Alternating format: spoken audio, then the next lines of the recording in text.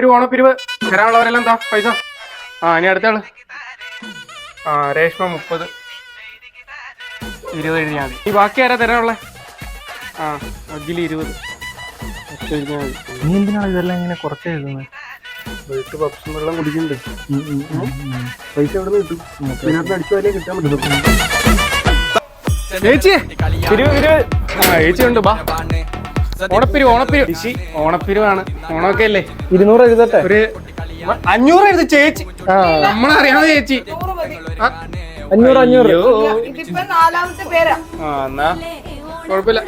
ശരിയെന്നാ ചെറിയൊരു പിരിവ്, ഓണപ്പിരിവ്. 500 എഴുതട്ടെ? 1000 എഴുത്. 1000. ഇന്ന് കുപ്പി എടുക്കാനുള്ള പൈസയായി. നീ മറ്റുള്ള ചേട്ടന്റെ മേടിച്ചതും അതിനകത്ത് നിന്നൊക്കെ 100 രൂപ 200 രൂപ കട്ട് ചെയ്യണം. അത് ഞാൻ 500 എഴുതിയിട്ടുള്ളൂ. 1000 അല്ലേ പുള്ളി തന്നെ. അന്നേരം കുപ്പി എടുക്കാനുള്ള പൈസ ആയില്ലേ? ഇന്ന് നമുക്ക് നിർത്താൻ അന്നേരം ഇന്നത്തേക്കുള്ളതായി. നാളെ എന്ത് ചെയ്യും? നാളെ ഇറങ്ങാം.